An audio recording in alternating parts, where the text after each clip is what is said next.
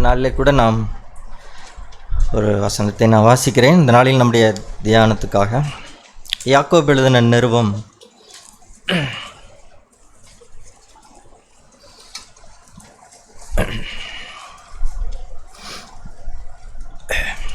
யாக்கோபு 1ஆம் அதிகாரம் 27ஆம் வசனம்.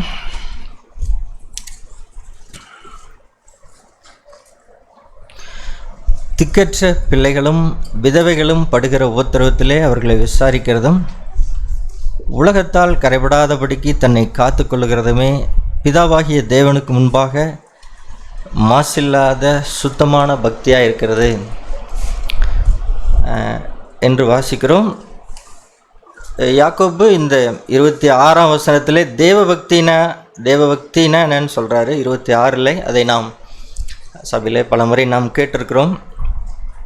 அதே போல் இங்கே சுத்தமான பக்தி என்ன அப்படிங்கிறதையும் அவர் பேசுகிறார்.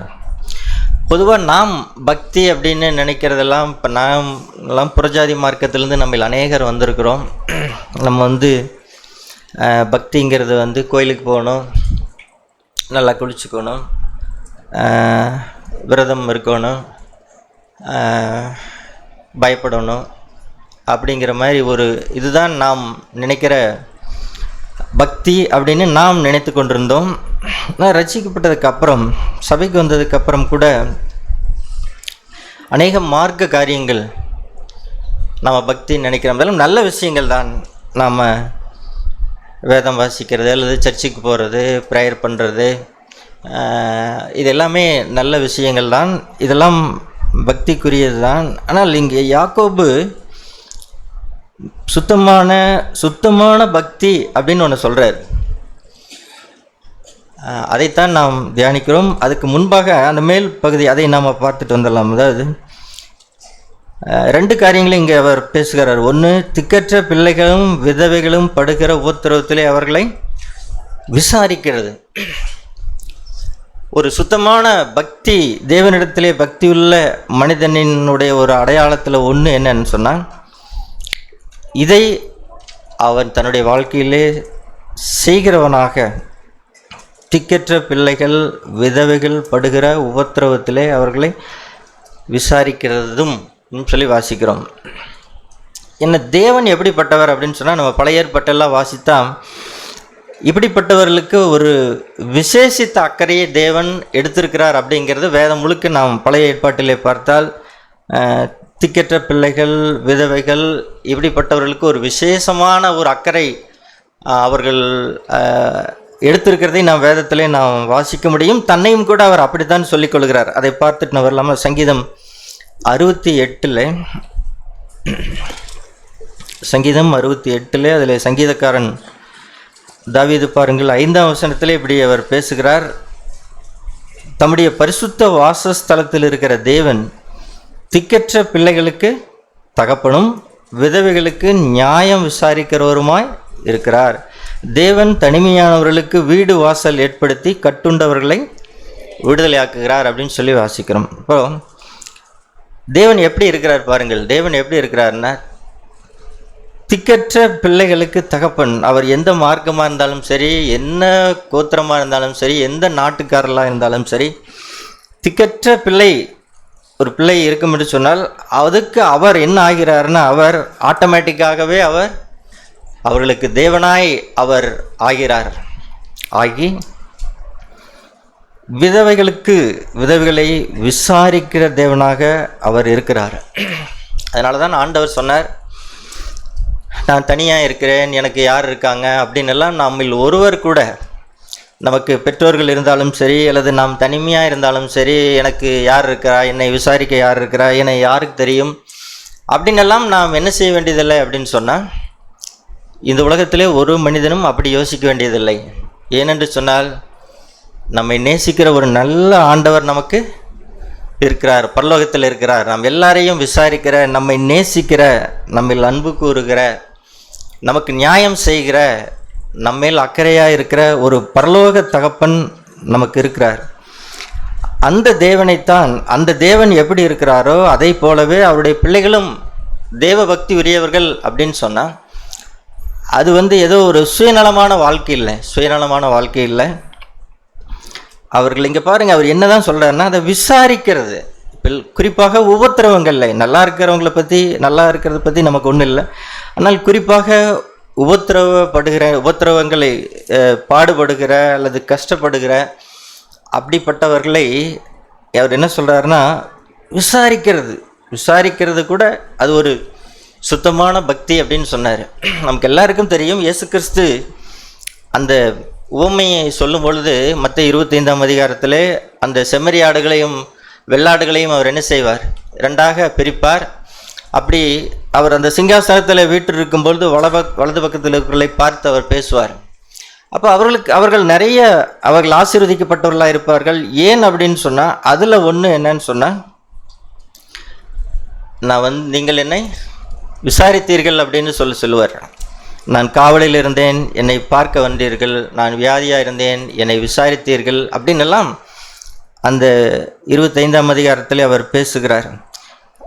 அதை அவர்கள் எப்பொழுது செய்தோம் அப்படின்னு அவங்களுக்கு தெரியல. அந்த நீதிமான்களுக்கு இதை எப்போ செய்தோம், அவருக்கு எப்போ செய்தோம், அவர் அங்கே இருக்கிறாரே, நாம் எப்போ செஞ்சோம் அப்படின்னு அவங்க கேட்கும்போது அப்போ ஆண்டவர் சொல்லுவார், இந்த சிறியலில் ஒருவனுக்கு எதை செய்தீர்களோ அதை எனக்கே செய்தீர்கள் அப்படின்னு சொல்கிறார். பாருங்கள், அது குறிப்பாக சபையில் இதை நாம் ஒருவர் பக்திக்குரியது அப்படின்னு சொன்னால் தனிப்பட்ட பரிசுத்த வாழ்க்கை மட்டுமல்ல, இது போன்ற காரியங்களையும் இதையெல்லாம் நேரடியாக யாக்கோபு அவர் இயேசு கிறிஸ்துவின் வாழ்க்கையிலே கூட 30 வருடம் கூட இருந்து பார்த்த அவருடைய சொந்த சகோதரன். இயேசு எப்படி வாழ்ந்தார் அப்படிங்கிறதை தன் சொந்த கண்களினாலே 30 வருடம் பார்த்து வாழ்ந்த அவர் அதைத்தான் இங்கே அவர் பேசுகிறார். அப்புறம் அவர்களை விசாரிக்கிறது. அந்த தேவனைப் போலவே நம்மள என்ன செய்யணும்னு சொன்னால், பொதுவாக நம்முடைய சுயநலம், மனிதன் வீழ்ச்சுட்டதுக்கு அப்புறம் எப்படி ஆயிட்டான் அப்படின்னு சொன்னால், தான் விசாரிக்கப்பட வேண்டும், தான் அன்பு கோரப்பட வேண்டும் அப்படிங்கிற ஒரு சுயநலக்காரனாக மனிதன் என்ன செஞ்சிட்டான், மாறிவிட்டான். என்னை எல்லாரும் பார்க்கணும், என்னை எல்லாரும் விசாரிக்கணும், என்னை எல்லாரும் அன்பு கோரணும் அப்படிங்கிற இடத்த. ஆனால் இங்கே அப்படி சொல்லப்படல், மற்றவர்களை விசாரிக்கிறது. சபை அப்படின்னு சொன்னால் அது ஒரு குடும்பம். அந்த குடும்பத்தில் நாம் ஒருவருக்கொருவர் வேதம் சொல்கிறபடி நமக்கு கிடைக்கும் சமயத்துக்கு தக்கதாக விசுவாச வீட்டாருக்கு என்ன செய்யணும், நாம உதவி செய்ய வேண்டும். பவுல் தீமோத்தேயுக்கு சொல்லும்போது சொல்லுவார், ஒருவன் தன் சொந்த ஜனங்களையும் தன் வீட்டாரையும் அவன் விசாரிக்கல அப்படின்னு சொன்னால் அவன் யார், அவிசுவாசியிலும் கெட்டவன் அப்படின்னு சொல்ல. சொந்த ஜனங்களை விசாரிக்கல, சொந்தக்காரங்களை குறித்து ஒரு பெரிய அக்கறை இல்லை, தன்னுடைய வீட்டு காரியங்களை குறித்து, இதெல்லாம் நாம் சபையில் நாம் பார்க்கலாம். இதை குறித்தெல்லாம் எனக்கு அக்கறை இல்லை. நீங்கள் நன்றாக யோசித்து பாருங்கள். சபையில் கூட நாம் ஒருவர் ஏதோ விசாரிக்கணும்னா உட்கார்ந்து அவங்களுக்கு பைபிள் ஸ்டடி எடுக்கிறத நான் சொல்லவில்லை. அதையெல்லாம் அது வேண்டாம். போதிக்கிறது, வசனங்கள் எடுத்து பேசுறது, அது அதெல்லாம் நான் சொல்லவில்லை. ஒரு விசாரிப்பு, உண்மையில் அவங்க மேலே இருக்கிற அக்கறையோடு அவங்க எப்படி இருக்கிறாங்க, ஏதாவது பிரச்சனை இருக்குதா, அல்லது அவங்களுக்காக நாம் ஜெபிக்கலாம் அப்படின்னு சொல்லி அந்த ஒரு விசாரிப்பைத்தான் நாம் ஒருவருக்கொருவர் செய்ய வேண்டும். நீங்கள் நல்லா யோசிச்சு பார்த்தீங்கன்னா, இங்கேயே இப்போ நம்ம லோக்கல்லையே நிறைய பேர், சில வீடு இடுவாயில் தான் இருக்கிறோம். நான் ஓப்பனாக சொல்கிறேன்னே, சில வீடுகளுக்கெல்லாம் போய் பல வருஷங்கள் என்ன ஆகுது, பழாகுது. நம்ம எப்படி விசாரிக்கிறோம் பாருங்கள், நம்முடைய ஐக்கியம் எப்படி இருக்குது. ஒருத்தருக்கு ஏதோ சபையில் பார்க்குறோம், நல்லா இருக்கிறீங்களும் கேட்குறோம், அதுதானே தவிர மற்றபடி நம்ம அப்படி இல்லை. நாம் உண்மையிலேயே என்ன செய்யணும்னு சொன்னால், தேவ பக்திக்கு ஏதுவான ஒரு கரிசனை நமக்கு வேண்டும். அவங்கள நம்ம விசாரிக்கணும். ஞாயிற்றுக்கிழமை எல்லோரும் நல்லா தான் வந்துட்டு போயிடறோம். ஆனால் ஒவ்வொருத்தருக்கு இருக்கிற பிரச்சனை நமக்கு என்ன செய்யாது, தெரியாது. நீங்கள் வீட்டுக்கு போய் பேசிப்பாருங்க. பேசுனா நான் சொல்கிறது தான், போய் என்ன அந்த மாதிரி கேட்க வேண்டாம். நான் சொல்கிறது ஒரு உண்மையான அக்கறையில் ஒரு விசாரிப்பு, அவ்வளோதான். அதை நாம் கேட்டால் அது நம்முடைய பக்திக்குரிய ஒரு அடையாளமாக அவர் பேசுகிறார். அதை நாம் செய்ய வேண்டும். அதே போல் இன்னும் இந்த பின்பகுதியைத்தான் இன்றைக்கி நாம் அதை அதிகமாக நாம் தியானிக்கலாம் நினைக்கிறேன். உலகத்தால் கரைபடாதபடிக்கு தன்னை காத்து கொள்ளுகிறதுமே, இந்த ரெண்டையுமே அவர் சொல்கிறார். திக்கற்ற பிள்ளைகள், விதவைகள் படுகிற உத்தரத்திலே அவர்களை விசாரிக்க வேண்டும். அதே போலவே உலகத்தால் கரைபடாதபடிக்கு தன்னை காத்து கொள்ளுகிறதுமே பிதாவாகிய தேவனுக்கு முன்பாக மாசில்லாத சுத்தமான பக்தியாக இருக்கிறது. அப்போது அப்போ நமக்கு ஒன்று தெரிஞ்சிருக்கணும். என்ன தெரிஞ்சிருக்கணும்னா, இன்னைக்கு பக்தின்னு நாம் நினைக்கிற பல விஷயங்கள், அதை தான் சொல்கிறேன். கோயிலுக்கு போகிறதோ, காணிக்கை கொடுக்கறதோ அல்லது இது போன்ற கிறிஸ்துவ பண்டிகைகள் கொண்டாடுகிறதோ, இன்னைக்கு அதை நாம் செய்கிறோம். நிறைய பேர் அதை நாம் செய்கிறார்கள். ஆனால் அதுவல்ல பக்தி. அதுவல்ல பக்தி. பக்தி என்றால் உலகத்தால் கரைபடாதபடிக்கு தன்னை காத்து கொள்கிறது தான் பக்தி. ஏன்னால் இது மிகப்பெரிய ஒரு பொறுப்பு. மறுபடியும் பிறந்த ஒவ்வொருவருக்கும் யோவான் சொல்லுவார், தேவனால் பிறந்தவன் தன்னை காக்கிறான். ஒரு மனுஷன் மறுபடியும் பிறப்பு, அதாவது உலகத்தில் இருக்கிற வரைக்கும் பிரச்சனை இல்லை. ஒரு மனிதன் தன்னுடைய பாவங்கள் மன்னிக்கப்பட்டு தேவனுடைய பிள்ளையாய் ஒருத்தன் ஆனதுக்கு அப்புறம், மறுபடியும் பிறந்ததுக்கு அப்புறம் அவனுக்கு மிகப்பெரிய பொறுப்பு இருக்கிறது. அந்த பொறுப்பு என்ன? தன்னை கரைபடாதபடிக்கு காத்து கொள்ளுகிற ஒரு மிகப்பெரிய பொறுப்பு நமக்கு இருக்கிறது. அப்போ அந்த உலகம் நம்மை கரைப்படுத்துகிற விஷயங்கள் இந்த உலகத்தில் நிறைய இருக்குது. அதில் உலகம் அப்படின்னா மட்டும் நமக்கு எல்லாருக்கும் தெரிந்த வசனம் தான். அதுக்கு ஒரு விளக்கம் இங்கே யோவான் சொல்லுகிறார் பாருங்கள். யோவான் எழுதின நிருபம் 1 யோவான் 15-16 வசனங்களில், உலகத்திலும் உலகத்தில் உள்ளவைகளிலும் அன்பு கூறாதிருங்கள். ஒருவன் உலகத்தில் அன்பு கூர்ந்தால் அவனிடத்தில் பிதாவின் அன்பில்லை. ஏனெனில் மாம்சத்தின் இச்சையும் கண்களின் இச்சையும் ஜீவனத்தின் பெருமையும் ஆகிய உலகத்தில் உள்ளவைகள் எல்லாம் பிதாவினால் உண்டானவைகள் அல்ல, அவைகள் உலகத்தினால் உண்டானவைகள். உலகமும் அதன் இச்சையும் ஒளிந்து போகும், தேவனுடைய சித்தத்தின்படி செய்கிறவனோ என்றென்றைக்கும் நிலைத்திருப்பான். அப்போ பாருங்கள், நம்ம மறுபடியும் பிறந்து ரட்சிக்கப்பட்டதுக்கு இருக்கிற நமக்கு இருக்கிற பொறுப்பு என்ன அப்படின்னு சொன்னால், இங்கே யோவான் என்ன சொல்ல வருகிறார்? உலகத்திலும் உலகத்தில் உள்ளவைகளிலும் அன்பு கூறாதிருங்கள். ஒருவன் உலகத்தில் அன்பு கூர்ந்தால் அவனிடத்தில் பிதாவை நேசிக்கக்கூடிய அன்பு இல்லை. அப்போ உலகத்தில் உள்ளவைகள் என்ன அப்படின்னு கீழே சொல்றார் 16ஆம் வசனத்தில். உலகத்தில் என்னென்ன இருக்குது? மாம்சத்தின் இச்சை, கண்களின் இச்சை, ஜீவனத்தின் பெருமையும் ஆகிய உலகத்தில் உள்ளவைகள் இதெல்லாம். அப்போ உலகம்னு எதை சொல்றாருன்னு சொன்னா, இந்த மூன்றையும் சேர்த்து உலகத்தில் உள்ளவைகள் எல்லாம் பிதாவினால் உண்டானவைகள் அல்ல, அவைகள் உலகத்தினால் உண்டானவைகள். அப்போ உலகம் அப்படிங்கிறது என்ன அப்படின்னு சொன்னா, ஏதோ பணங்காசு மனிதர்கள் அப்படிங்கிறது மட்டும் அல்ல உலகம். நம்ம இதை விளங்கிக்கணும். என்ன விளங்கிக்கணும்னு சொன்னால், இந்த காரியங்கள், இந்த 3 காரியங்கள், இந்த உலகம், இதைத்தான் யாக்கோபு சொல்கிறார் ஒரே வரியில். உலகத்தால் கரைபடாதபடிக்கு நம்மை காத்துக்கொள்ளக்கூடிய மிகப்பெரிய பொறுப்பு. ஏன்னா இந்த ரெண்டுக்குமே நேருக்கு நேர் விரோதமானவைகள். யாக்கோபு சொல்லுவார் இல்லையா, அதாவது உலக சிநேகம் தேவனுக்கு விரோதமான பகை என்று அறியீர்களா? அப்போ சபையில் இருக்கிற நாம் இதை அறிந்திருக்க வேண்டும். தேவனை அறிகிற அறிவில் வளருகிற நாம் எதை அறிந்திருக்க வேண்டும் என்று சொன்னால், உலக சிநேகம் அது தேவனுக்கு விரோதமான பகை என்பதை நான் அறிந்திருக்க வேண்டும். நான் உலகத்துக்கு சிநேகிதனாக இருக்க விரும்பினால் நான் பகைஞனாகி விடுவேன். நான் சொல்லலாம், நான் சபைக்கு போகிறேன், நான் ஆண்டவரை நேசிக்கிறேன் அப்படின்னு நம்ம சொல்லலாம். ஆனால் அது சொல்கிறது இதெல்லாம் அறிந்திருப்பது நல்லது தான். ஆனால் நம்முடைய வாழ்க்கையில், நம்முடைய தனிப்பட்ட வாழ்க்கையில் இதை நாம் செய்தால், நாம் இடம் கொடுத்தால், இச்சை அப்படின்னு சொல்லும் பொழுது அதை நாம் நம்முடைய விருப்பம் அப்படின்னு நம்ம சொல்லலாம். அதை எப்படி படிக்கலாம் அப்படின்னு சொன்னால், மாம்சத்தின் விருப்பம், கண்களின் விருப்பம், இந்த என்னுடைய சுய விருப்பங்களுக்கு நான் என்னை ஒப்பு கொடுத்தால், அப்போது அந்த பிதாவை நேசிக்கக்கூடிய அன்பு என்னிடத்திலே இல்லை அப்படிங்கிறதை நாம் என்ன செய்யணும்? நம்மை நாம் அப்படித்தான் நியாயம் தீர்த்து கொள்ள வேண்டும். ஏனென்று சொன்னால் அது சாதாரண விஷயம் அல்ல. இன்னைக்கு அநேக ரட்சிக்கப்பட்டு பரலோகத்துக்கு போனாலும் நினைக்கிறவங்களுக்கு அல்ல. சபையில் ஏன் மென்மையான காரியங்களை நாம் சபையில் பேசுகிறோம் என்று சொன்னால், என்னுடைய பாவம் மன்னிக்கப்பட்டு விட்டது, நான் ஆண்டவருடைய பிள்ளையாய் ஆகிவிட்டேன், நீ பரலோகத்துக்கு போவதற்கு எனக்கு தகுதி இருக்கிறது அப்படின்னு தான் அநேகர் நாம் நினைக்கிறோம். அப்படிப்பட்டவர்களுக்காக அல்ல. நாம் எதை வலியுறுத்துகிறோம் என்று சொன்னால், ரட்சிக்கப்பட்டிருக்கிற நாம் எல்லாரும் கிறிஸ்துவின் மனவாட்டியாக ஆக வேண்டும் அப்படிங்கிறதான் இந்த வாழ்க்கையிலே நாம் வைத்திருக்கிற நம்முடைய லக்கு. என்ன? நான் ரட்சிக்கப்பட்டு பரலோகம் போனால் போதும் என்பதல்ல. நான் ஒரு நாளிலே கிறிஸ்துவுக்கு மனவாட்டியாக என்ன செய்யணும்? கிறிஸ்துவின் மனவாட்டியாக. அதற்காகத்தான் எபேசியரில் வாசிக்கிறோம், ஆண்டவர் ஏன் நமக்கு இதெல்லாம் செய்கிறார்.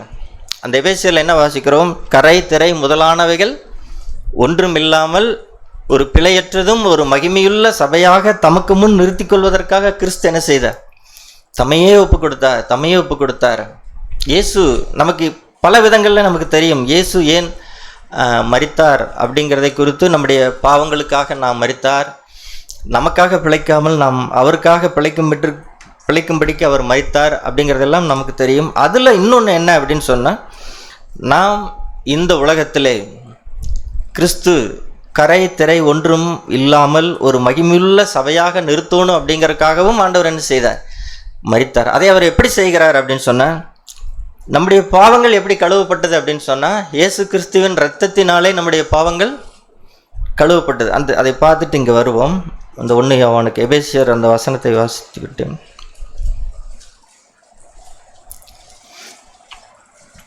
எபேசியர் 5ஆம் அதிகாரம்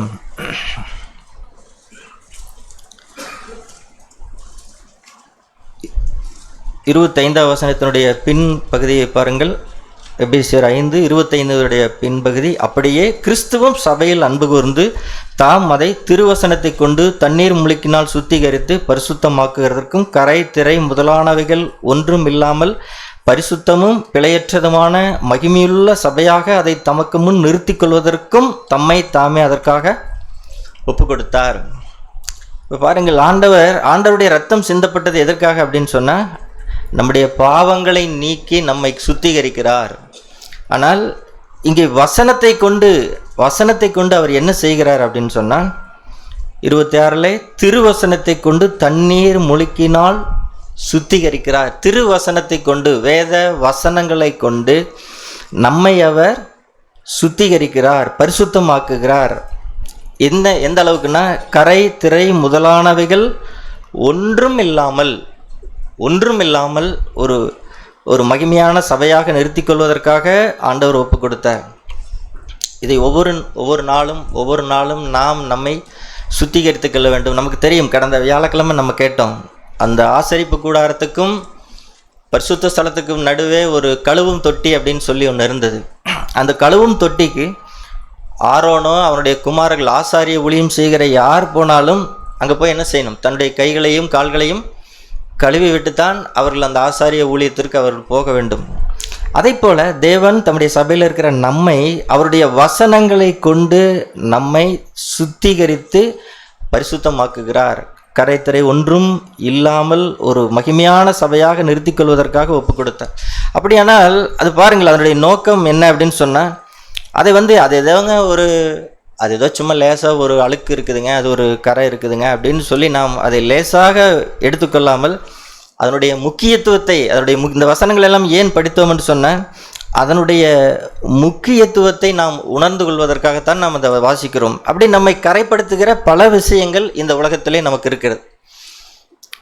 அதில் மாம்சத்தின் இச்சை அப்படின்னு சொல்லும்போது, அது மாம்சத்தின் விருப்பம் அப்படின்னு நமக்கு நிறைய நம்ம சொல்லும் பொழுது, இதெல்லாம் நாம் கேட்டிருக்கிற விஷயங்கள் தான், நாம் அறிந்திருக்கிற விஷயங்கள் தான். ஆனாலும் கூட நாம் இன்னும் அதில் ஒரு சீரியஸாக நாம் எடுக்கும்படிக்குத்தான் இந்த காரியங்களை திரும்பவும் நாம் அதை பார்க்கலாம் அப்படின்னு நினைக்கிறேன். ஏன்னால் அநேகருக்கு அந்த ஜாக்கிரதை இல்லை. அந்த இன்னொரு வசனத்தை கூட காமிச்சிட்டு இதுக்கு வர்றேன் பாருங்க. பேதுரு அதை எப்படி சொல்கிறாருன்னு சொன்னால், 2 பேதுரு 3ஆம் அதிகாரம் 14ஆம் வசனம், ஆண்டவருடைய வருகைக்கு காத்திருக்கிற அந்த ஜனங்களுக்கு அவர் எப்படி பேசுகிறார் பாருங்க. 2 பேதுரு 3ஆம் அதிகாரம் 14ஆம் வசனம், ஆகையால் பிரியமானவர்களே, இவைகள் வர காத்திருக்கிற நீங்கள் எப்படி இருக்கணுமாம்? கரையற்றவர்களும் பிழையில்லாதவர்களுமாய். இங்கேயும் பாருங்கள் என்ன சொல்றாரு. இவைகள், புதிய வானம் புதிய பூமி, ஆண்டவருடைய ராஜ்யம், ஆண்டவருடைய ஆளுகை வர காத்திருக்கிற, ஆண்டவருடைய வருகைக்காக காத்திருக்கிற நீங்கள் எப்படி இருக்கணுமா? ஏதோ மனம் போன போக்கில் என்ன செஞ்சிடக்கூடாது. மனம் போன போக்கில் நினச்சதை பேசிட்டு அப்படி இல்லை. கரையற்றவர்களும் பிழை இல்லாதவர்களுமாய் சமாதானத்தோடு அவர் சந்நிதியில் காணப்படும்படி ஜாக்கிரதையா இருங்கள்.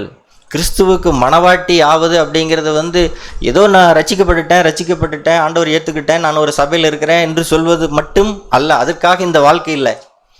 இந்த வாழ்க்கை என்னன்னு சொன்னால், இந்த உலகம் என்னை கரைப்படுத்தும், இந்த உலகத்திலிருந்து ஆண்டவர் என்னை பிரித்தெடுத்தார் அப்படிங்கிறது மட்டுமல்ல, ஆண்டவர் என்னை இந்த உலகத்திலிருந்து அவருக்கென்று வாழும்படிக்கு, அவருக்கு சொந்தமாக இருக்கும்படிக்கு அவர் என்னை பிரித்தெடுத்தார்.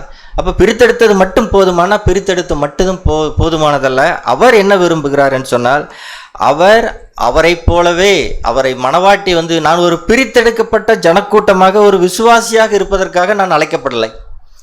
நான் அவருக்கு ஒரு மணவாட்டியாக இருக்கும்படிக்கு நான் அழைக்கப்பட்டிருக்கிறேன். அந்த தரத்தை பாருங்கள். அதுக்கு தான் நான் சொல்கிறேன், அந்த தரம் ஒரு விசுவாசி அப்படின்னு சொல்லுகிற ஒரு ரட்சிக்கப்பட்ட அந்த நிலையிலே மட்டுமல்ல, நான் கிறிஸ்துவுக்கு மணவாட்டியாக இருக்க வேண்டும் என்று சொன்னால் நான் கரையற்றவனாக பிழையில்லாதவனாக அவருடைய சந்நிதியில் காணப்படணும் அப்படின்னு சொன்னால் நான் என்னை காத்துக்கொள்ள வேண்டும். இந்த உலகத்தில் எத்தனையோ காரியங்கள் இந்த உலகத்தில் இருக்குது, நம்முடைய மாம்சத்தின் காரியங்கள்.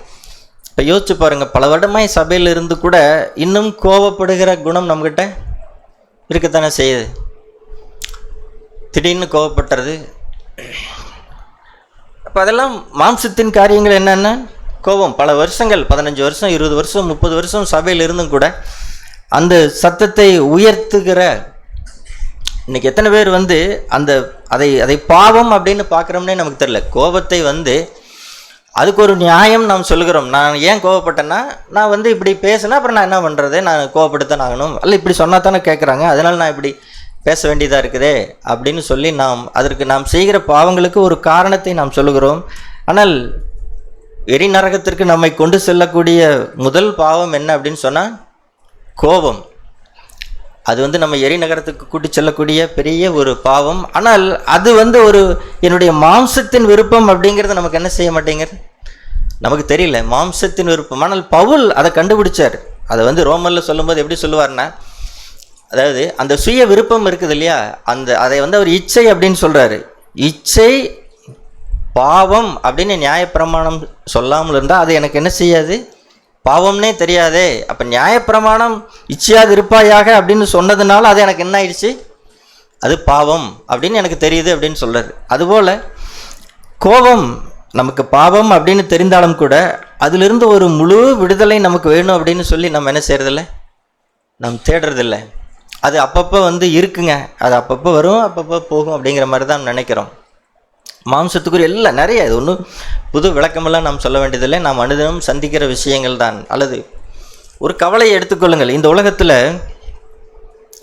கவலையும் நம்ம என்ன செய்யுது, இன்றைக்கி சொல்லப்போனால் கவலை இல்லாத மனிதர்களே இல்லை அப்படிங்கிற அளவுக்கு தான் உலகம் இருக்கிறது. ஆனால் நமக்கு அப்படி இல்லை. நம்மை நேசிக்கிற நமக்கு ஒரு பரலோக தகப்பன் இருக்கிறார், நம்மை விசாரிக்கிறவர், நம்மை நேசிக்கிறவர், நமக்கு உதவி செய்கிறவர், நம்ம மேல் அக்கறையாக இருக்கிறவர். ஏதோ ஆவிக்குரிய விஷயங்களுக்கு மட்டுமல்ல, இம்மைக்குரிய நம்முடைய காரியங்களுக்கு கூட ஆண்டவர் சொன்ன ஊமை போல குருவிகள் பறவைகள் இதெல்லாம் குறித்து கூட அக்கறையாக இருக்கிற தேவன் நம்முடைய ஒவ்வொரு காரியங்களை குறித்தும் அவர் அக்கறை உள்ளவராக இருக்கிறார். ஆனால் சபையில் இருக்கிற எத்தனை பேர் இந்த கவலைப்படுதல் அப்படின்னு வரும்போது அது பாவம் அப்படின்னு நம்ம எத்தனை பேர் உணர்ந்திருக்கிறோம்? எனக்கு ஒரு கவலை வரும் பொழுது அது நியாயமான கவலை தாங்க. நாளைக்கு என்ன நடக்கும்னு தெரியாது, சூழ்நிலை எப்படி இருக்குது, விலைவாசி ஏறிட்டு போகுது, நாளைக்கு எதிர்காலம் எப்படி இருக்கும், என்னுடைய பிள்ளைகளுடைய காரியங்கள் எப்படி இருக்கும், இந்த வருமானத்தில் எப்படி குடும்பத்தை நடத்துறது அப்படின்னு நமக்கு நிறைய என்ன செய்கிறது, நியாயமான கேள்விகள் நிறையா இருக்குது. ஆனால் இதெல்லாம் இது நம்மை கரைப்படுத்தும். இது நம்ம என்ன செய்யும், கரைப்படுத்தும். சாத்தானுடைய ஒரு பெரிய தந்திரம் என்ன அப்படின்னு சொன்னால், நம்மை கரைப்படுத்தி தேவனுடைய ராஜ்யத்திற்கு தகுதியில்லாதவர்களாக மாற்றிடுவான். அதான் அவனுடைய மிகப்பெரிய ஒரு தந்திரம். நம்மளை பெரிய வெளிப்படையான பெரிய பாவங்களை செய்து வைத்தெல்லாம் நம்மளை என்ன செஞ்சிட முடியாது.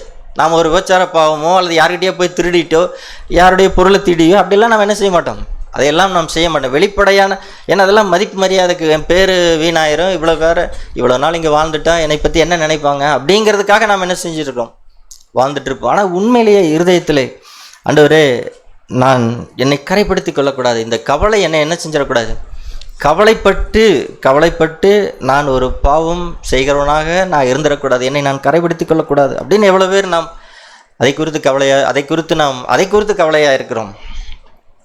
எபிரேயரில் நாம் வாசிக்கிறோம், எதை குறித்து நாம் கவலைப்படணும் அப்படின்னு சொன்னால், இவ்வளவு பெரிதான ரட்சிப்பை குறித்து நாம் கவலையற்றவர்களாக இல்லாமல், நான் ரட்சிக்கப்பட வேண்டும் ஆண்டவரே, நான் கோவப்படுகிறவனாக இருக்கக்கூடாது, நான் கவலைப்படுகிறவனாக இருக்கக்கூடாது, நான் மனம் புண்படுகிறவனாக நான் இருக்கக்கூடாது. இன்றைக்கி அது ஒரு பெரிய மனுஷருக்கு இருக்கிற பிரச்சனை. நீதிமொழிகளில் வாசிக்கிறதை போல் அது ஆங்கிலத்தில் கோபம் ஒரு பட்டணத்தை பிடிக்கிறவனை பார்க்கிலும் கோபம் கொண்ட சகோதரனை வசப்படுத்துவது அரிது அப்படின்ட்டு இருக்குது. ஆனால் ஆங்கிலத்தில் அது மனம் புண்பட்ட அப்பாண்டன்னு தான் போட்டிருக்கு.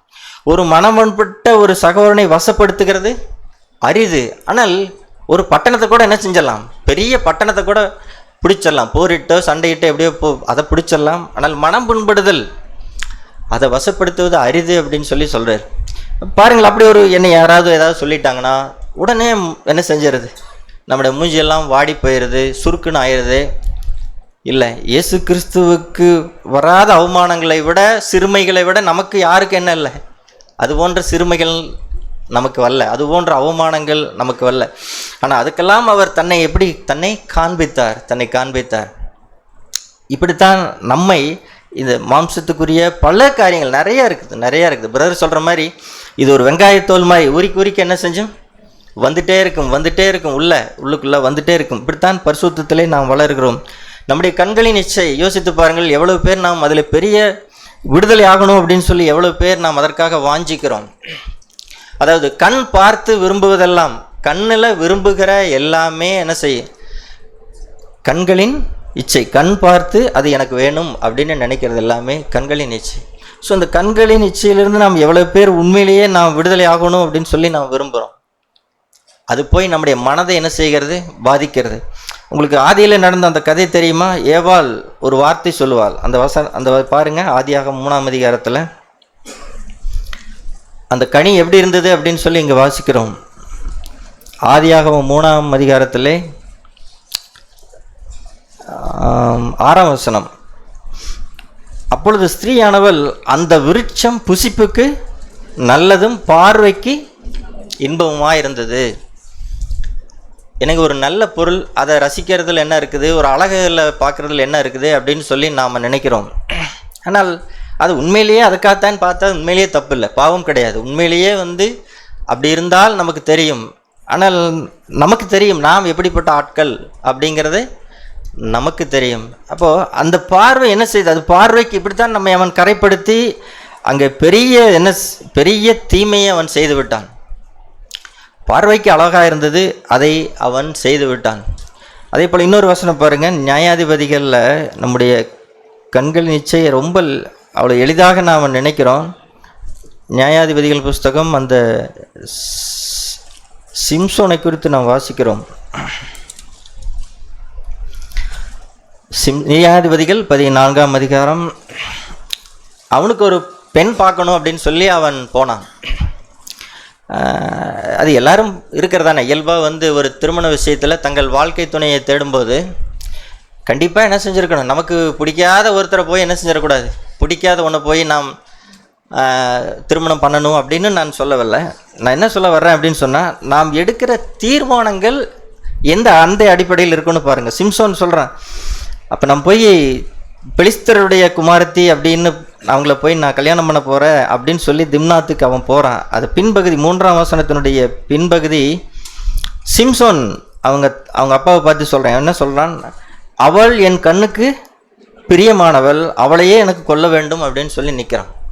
ஒத்த காலில் நிற்கிறான். என்ன பண்ணுறான், ஏன் அந்த தீர்மானம் எடுத்துன்னு சொன்னால், அவன் என் கண்ணுக்கு எப்படி இருக்கிறாள், என் கண்ணுக்கு பிரியமானவள்.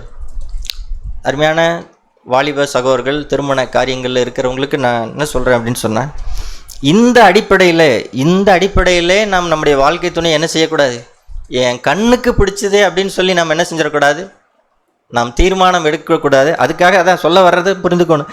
பிடிக்காத ஒருத்தரை எனக்கு அப்படி செய்யுங்க அப்படின்னு நாம் சொல்லவில்லை, அப்படி நீங்கள் பாருங்கள் அப்படின்னும் நாம் சொல்லவில்லை. ஆனால் அதே சமயத்தில் நாம் எடுக்கிற தீர்மானங்கள் ஒரு ஒரு என்ன சொல்கிறது, அந்த சுய விருப்பத்தின் அடிப்படையில் அந்த மாதிரி நம்ம இருந்தோம் அப்படின்னு சொன்னால் அது நம்ம என்ன செய்யும், கரைப்படுத்தி விடும். நம்முடைய வாழ்நாள் என்ன செய்யும், வாழ்நாள் பூராவும் நாம் தேவ சித்தத்தை இழந்தவர்களாக நாம் இருப்போம். இது கண்களினால் நமக்கு வரக்கூடிய பல சோதனை கண்களில் எவ்வளவோ விஷயங்களை நம்ம சோதிக்கப்படுகிறோம். அருமையான சகோதரிகள், நீங்கள் எடுக்கிற துணிமணி, ட்ரெஸ்ஸு, பாத்திரம், பொருள்கள் எல்லாம் பாருங்கள். ஒரு வீட்டை பார்த்தோம்னா அந்த வீடு என்ன செய்யணும், அந்த வீடு மாதிரி நமக்கு வீடு இருந்தால் பரவாயில்ல அப்படின்னு நினைக்கிறோம். எதை குறித்துமே நமக்கு என்ன செய்யறதில்லை அப்படின்னு சொன்னால், இருக்கிறதை குறித்து நமக்கு திருப்தியாக இருக்கிறதில்ல. ஆனால் பிறர் வைத்திருக்கிற பொருளாக இருக்கட்டும், எதாக இருக்கட்டும், அதை குறித்து நமக்கு ஒரு விருப்பம், அதில் ஒரு பற்று. இந்த பொருள்களை பயன்படுத்துறதுல தப்பே இல்லை, தயவுசெய்து அதையும் நான் விளைக்கணும். இந்த உலகத்திலே நாம் வாழ வேண்டும், நமக்கு வீடு வேணும், வண்டி வேணும், நமக்கு எல்லா தேவைகளும் நமக்கு என்னென்ன தேவையோ எல்லா தேவைகளும் நமக்கு வேண்டும். ஆனால் இதன் மீதும் நம்முடைய பற்று என்ன செஞ்சிடக்கூடாது. அது ஒரு நஷ்டம் வரும் பொழுது, அதில் ஒரு இழப்பு வரும்போது நாம் என்ன செஞ்சிடக்கூடாது, அதை குறித்து துக்கப்படுகிறவர்களாக நாம் இல்லாமல் தேவன் பேரிலே விசுவாசம் உள்ளவர்களாக நாம் என்ன செய்யணும், நாம் இருக்க வேண்டும். தேவனை சார்ந்து வாழ நாம் பழகிக்கொள்ள வேண்டும்.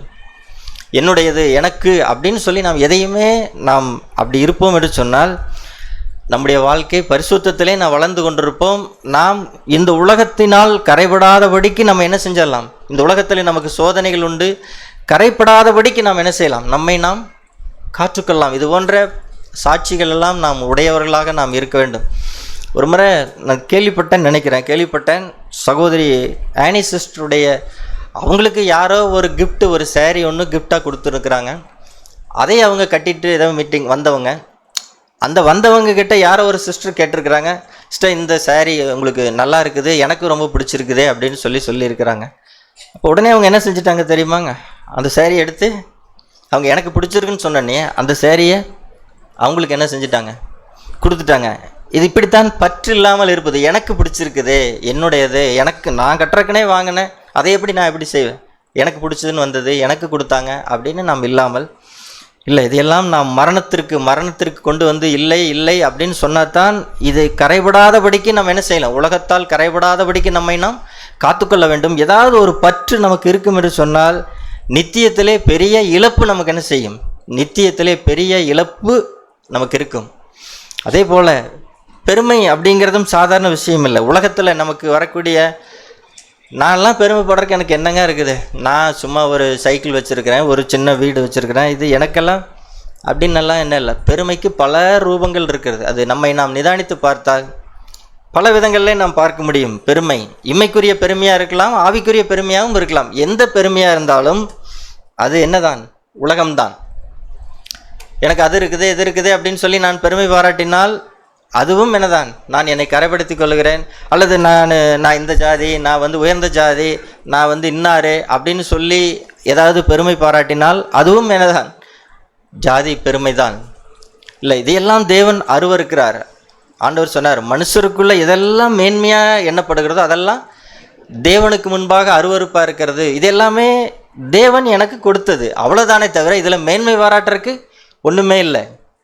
எனக்கு கொடுத்த அழகு, எனக்கு கொடுத்த அறிவு, எனக்கு கொடுத்துருக்கிற பொருளாதாரம், இதெல்லாமே தேவன் எனக்கு கொடுத்தது. அப்படி நம்ம விசுவாசித்து விட்டோம் என்று சொன்னால் பெருமை கொள்வதற்கு ஒன்றுமே இல்லை. ஆவிக்குரிய விஷயங்கள் கூட, எனக்கு ஒரு வரத்தை தேவன் கொடுத்திருப்பார் என்று சொன்னால் அதுவும் என்னதான், பெருமை பாராட்டுறதுக்கு ஒன்றுமில்லை. தேவன் எனக்கு இலவசமாக ஈவாக எனக்கு கொடுத்திருக்கிறார், அவ்வளோதான். இதில் மேன்மை பாராட்டுறதற்கு ஒன்றுமே இல்லை. ஆனால் அந்த பெருமை நம்மை சுற்றி நெருங்கி நிற்கிற பாவத்தில் ஒன்று என்னென்னா இந்த பெருமை தான். மற்ற ரெண்டு பாவங்களை விட, மாம்சத்தின் காரியங்களும் கண்களின் இச்சைகளை விட அதிக ஆபத்தானது எதுன்னா இந்த பெருமை தான்.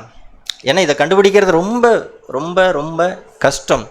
அவரவர்கள் தேவனுடைய சமூகத்துக்கு முன்பாக போய் தங்களை நிதானித்தால் ஒழிய தான் என்ன ஆவி உள்ளவர்களாக இருக்கிறோம் அப்படிங்கிறத என்ன செய்ய முடியாது, கண்டுபிடிக்கவே முடியாது. எங்கெல்லாம் பெருமை இருக்கிறது, தன்னை குறித்த பெருமை, ஜாதியை குறித்த பெருமை, தன்னுடைய இனத்தை குறித்த பெருமை, தனக்கு இருக்கிற சொத்துக்களை குறித்த பெருமை, அதுவும் பெருமை தான். அதே போல் நான் ஏற்கனவே சொன்னது போல் கவலைப்படுவதும் பெருமை தான். இதெல்லாம் நம்மளால் ஒத்துக்கவே முடியாது. கவலைப்படுறது எப்படிங்க பெருமை? நானே இல்லாமல் கஷ்டப்பட்டு இருக்கிற கவலையில் இருக்கிற அதை போய் பெருமைன்னு சொல்கிறீங்களே அப்படின்னு சொல்லி நினைக்கலாம். இல்லை, தேவனுடைய பிள்ளைகளுக்கு நமக்கு எல்லாருக்கும் தெரியும், அந்த லூசிஃபர் தேவன் அவன் எல்லா தூதர்களுக்கும் மேலாக ஞானமுள்ளவனாக, வரமுள்ளவனாக, அளவுள்ளவனாக, எல்லா தூதர்களுக்கும் தலைவனாக அவனை என்ன செஞ்சிருந்தார், வச்சிருந்தார். ஆனால் அதில் அவனுக்கு என்ன இல்லை, அதில் அவனுக்கு திருப்தி இல்லை. ஒன்று மட்டும் பாக்கி, தேவனுக்கு சமமாக அவன் இல்லை, அது ஒன்று தானே. மற்றபடி அவனுக்கு தேவனுக்கு நிகராக எல்லா காரியங்களையும் உடையவனாக இருந்தான். அதுக்கு அவனுக்கு திருப்தி இல்லை. இப்போ அது எதை காண்பிக்கிறதுன்னு சொன்னால், தேவன் எனக்கு கொடுத்ததில் நான் திருப்தியாக இல்லை என்று சொன்னால் நான் பெருமையாக இருக்கிறேன். இதை உங்களால் அங்கீகரிக்க முடியுதா இல்லையான்னு எனக்கு தெரியல, ஆனால் அது உண்மை. தேவன் எனக்கு கொடுத்த வாழ்க்கை துணையாக இருக்கலாம், தேவன் எனக்கு கொடுத்த பிள்ளைகளாக இருக்கலாம், தேவன் எனக்கு கொடுத்த வீடாக இருக்கலாம், தேவன் எனக்கு கொடுத்த வாழ்க்கை சூழ்நிலைகளாக இருக்கலாம், இதை எல்லாவற்றையும் குறித்து நான் திருப்தி இல்லாதவனாக இருப்பேன் என்று சொன்னால் நான் பெருமையாக இருக்கிறேன். ஆண்டவரே, நீங்கள் தப்பு பண்ணிட்டீங்க, நீங்கள் சரியாக செய்யலை, நீங்கள் நியாயமாக செய்யலை, நீங்கள் அநியாயம் பண்ணிட்டீங்க அப்படின்னு சொல்வதை போலத்தான் நம்முடைய மனப்பான்மைகள் இருக்கிறது. ஆனால் கவலைப்படுவது நியாயம் அப்படின்னு நம்ம நினைக்கிறோம். நியாயமெல்லாம் இல்லை, கவலைப்படுவது பாவம். இயேசு எங்கேயாச்சும் ஒரு நாளாச்சும் அவர் கவலைப்பட்டிருப்பாரா? யோசிச்சு பாருங்க. அவர் பசியாக இருந்த நாட்கள்லாம் இருந்துச்சு.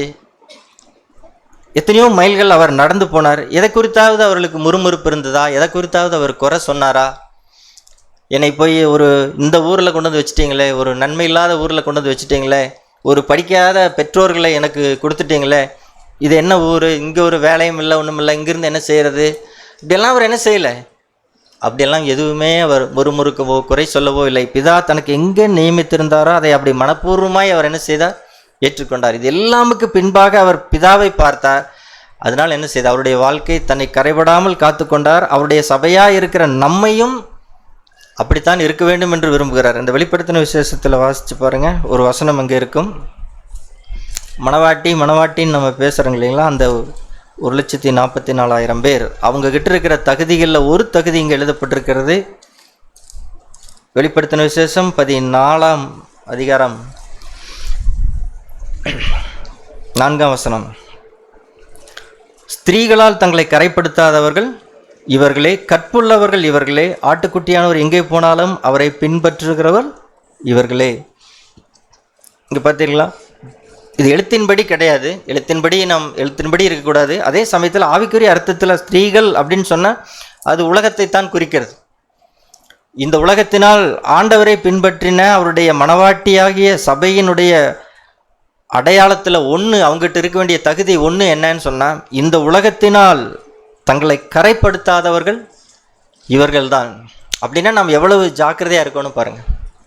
நம்முடைய சுய பலத்தினாலே நாம் இதை முடியாது. இதற்கு என்ன வேண்டும் அப்படின்னு சொன்னால் ஒன்றே ஒன்று தான். நீங்கள் பாருங்கள், அதே 1 யோவான்ல அவர் பேசுவார். 5ஆம் அதிகாரம் 4ஆம் வசனம். 1 யோவான் 5ஆம் அதிகாரம் 4ஆம் வசனம். தேவனால் பிறப்பதெல்லாம் உலகத்தை ஜெயிக்கும், நம்முடைய விசுவாசமே உலகத்தை ஜெயிக்கிற ஜெயம். இங்கே பார்த்தீர்களா? இதைத்தான் நாம் விசுவாசிக்க வேண்டும். நம்மளால் என்ன செய்ய முடியாது? நம்மளால் முடியாது. நம்முடைய சுய பலத்தினாலோ நம்முடைய சுய பக்தியினாலோ இது போன்ற காரியங்களை உலகத்தை நம்மளால் ஜெயிக்க முடியாது. ஆனால் 2 காரியங்கள். ஒன்று, தேவனால் பிறந்தவனாக இருக்க வேண்டும், அவன் உலகத்தை ஜெயிப்பான்.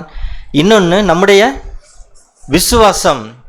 என்னை போலவே இயேசுவும் சோதிக்கப்பட்டார் அப்படிங்கிற விசுவாசிக்கிற அந்த விசுவாசம், தேவபக்திக்குரிய ரகசியமே அதுதான். வேதம் அதைத்தான் சொல்லுகிறது. தேவன் மாம்சத்தில் வெளிப்பட்டார், அதுதான் தேவபக்தியினுடைய ரகசியமே அப்படின்னு சொல்லுது. அப்போ என்னை போல இயேசு கிறிஸ்து என்னை போல சோதிக்கப்படக்கூடிய, பாவம் செய்யக்கூடிய, சோதிக்கப்படக்கூடிய மாம்சத்திலே அவர் என்னை போல ஒரு கவலைப்படக்கூடிய, கோபப்படக்கூடிய, பொறாமைப்படக்கூடிய, என்னை போல சோதிக்கப்படக்கூடிய ஒரு மாம்சத்திலே அவர் என்னை போல பாவம் செய்யாமல் அவர் தன்னுடைய ஆவியிலே நீதியுள்ளவர் அப்படின்னு விளங்க பண்ணினார். இந்த விசுவாசம்தான் என்ன செய்யும்? உலகத்தை ஜெயிக்கும். நீங்களும் நானும் நாம் வாழ்கிற இடங்களில், நம்முடைய தனிப்பட்ட வாழ்க்கையிலே இப்படி நாம் இதை இயேசுவே நீங்கள் வாழ்ந்திருக்கிறீங்க, நானும் என்ன செய்ய முடியும்? நானும் அதை போலவே வாழ முடியும். ஏனென்றால் நான் அவரால் பிறந்திருக்கிறேன். நான் தேவனால் பிறப்பதெல்லாம் என்ன செய்யுமா? உலகத்தை ஜெயிக்கும். நாம் தேவனால் பிறந்திருந்தோம் என்று சொன்னால் எவ்வளவு பெரிய கோலியாத்தா இருந்தாலும் நம்மளால் என்ன செய்ய முடியும்? மலை போல இருந்தாலும் நம்மளால் ஜெயிக்க முடியும். நாம் தேவனால் பிறந்தவர்கள். அவருக்குள் இருந்த அந்த விசுவாசம் இப்போ நமக்கு கையளித்திருக்கிறார். அந்த விசுவாசம் இந்த உலகத்தை ஜெயிக்கும். நீங்களும் நானும் ஜெயிக்க முடியும். இப்படி வாழும்படிக்காகத்தான் தேவன் சபையிலே உங்களையும் என்னையும் தேவன் வைத்திருக்கிறார். நாம் விசுவாசிப்போம். ஏதோ ஏனோதானோ அப்படின்ட்டு நம்முடைய வாழ்க்கை இல்லாமல் ஒவ்வொரு நாள் வாழ்க்கையும் ஆண்டவரே அந்த சுத்தமான பக்தி என்னிடத்துல இருக்கிறதா அப்படிங்கிறதை பார்க்கணும். அது எப்போ தெரியும் சுத்தமான பக்தி உள்ளவனா இல்லையா அப்படிங்கிறது எப்படி தெரியும் சொன்னால், இந்த உலகத்தின் காரியங்களினால் கரைபடாதபடிக்கு நம்ம என்ன செய்யணும்? நம்மை காத்துக்கொள்ள வேண்டிய ஒரு பெரிய பொறுப்பு நமக்கு இருக்குது. சாதாரணமாக ஒரு வெள்ளை சட்டை போட்டாவே நம்ம போய் ஒரு வெள்ளை பேண்ட்டு வெள்ளை சட்டை போட்டோம்னா போகிற இடத்துலலாம் டக்குன்னு நம்ம என்ன செஞ்சிட மாட்டோம்? உட்கார மாட்டோம். ஒரு பஸ்ஸில் போனாவோ, ஒரு ட்ரெயினில் போனாவோ, ஒரு இடத்துக்கு வந்தாவோ டக்குன்னு என்ன செய்ய மாட்டோம். ஏன்னா நான் வெள்ளை ட்ரெஸ் போட்டிருக்கிறேன், அது அழுக்காகக்கூடாதுன்னு எவ்வளோ கவனமாக இருக்கிறோம். அதை தொடச்சி, அதை உட்காந்து பார்த்து, கையில் தொடச்சி பார்த்து எவ்வளவு வேலைகள் நம்ம செய்கிறோம். ஆனால் ஆவிக்குரிய விஷயங்களை குறித்து சாதாரண ஒரு ட்ரெஸ்ஸுக்கு இவ்வளவு கவனம் எடுக்கிறோம் நம்ம, அது அழுக்காயிடக்கூடாதே அப்படின்னு சொல்லி. அப்போ ஆவிக்குரிய விஷயத்திலே நம்மை நாம் கரைப்படுத்தி கொள்ளாமல் பாதுகாத்து கொள்வதற்கு நம்ம என்ன செய்யணும்? அப்படி கவனமாக இருக்கிறவர்கள் அவருடைய மனவாட்டி ஆவார்கள். இல்லை அப்படின்னு சொன்னால் இழப்பு நமக்கு தான். அதனால தான் பேதுரு, நீங்கள் ஜாக்கிரதையாக இருங்க. எல்லாரும் வாழ்வது போல வாழ வேண்டாம், எல்லா கிறிஸ்தவர்களும் செய்வது போல எல்லாரும் வாழ்வது போல நம்ம என்ன செஞ்சிட வேண்டாம், வாழாதபடிக்கு நம்முடைய வாழ்க்கை ஒவ்வொரு நாளும் ஒரு இன்னைக்கு ஆண்டவரே காலையிலிருந்து சாயந்தரம் வரைக்கும் நான் சோதிக்கப்பட்ட என்னுடைய மாம்சத்தின் விருப்பங்களுக்கு நான் இல்லைன்னு சொன்ன நிகழ்ச்சி நம்முடைய வாழ்க்கையிலே டெய்லி என்ன செய்யணும்? என்னுடைய விருப்பத்துக்கு நான் இல்லைன்னு சொன்னேன் அப்படிங்கிற நிகழ்ச்சி ஒவ்வொரு நாளும் நம்முடைய வாழ்க்கையில் இருந்தால்தான் நான் என்னை கரைபடாதபடி நான் காத்துக்கொண்டேன். நான் வாய்க்கு வந்ததை பேசலை, நான் கோவப்படலை, நான் பொய் சொல்லலை. ஆண்டவரே நான் மரிக்கிறேன், என்னுடைய மதிப்புகளுக்கு, என்னுடைய மரியாதைகளுக்கு இதெல்லாம் மரித்தால் என்று சொன்னால் இந்த உலகத்திலே கரைபடாதபடிக்கு நாம் காத்துக்கொண்டு ஆண்டவர் எதற்காக மரித்தாரோ அந்த நோக்கம் நம்முடைய வாழ்க்கையில் என்ன செஞ்சிடும்? ஏன் மரித்தார்? ஒரு கரையில்லாதவனாய் தமக்கு முன்பாக நிறுத்தி கொள்ளணும். கொலைசீலில் நம்ம இப்போ வாசித்தவன், கண்டிக்கப்படாதவர்களாக, குற்றமற்றவர்களாக, பிழையில்லாதவர்களாக அவருக்கு முன் நிறுத்தி கொள்ளணும் அப்படிங்கிறதுக்காக அவர் மரித்தாரே. நமக்கு அந்த கவனம் இருக்கிறதா? அதை குறித்து நாம் எச்சரிக்கையாக இருக்கிறோமா? தேவன் நமக்கு உதவி செய்வாராக.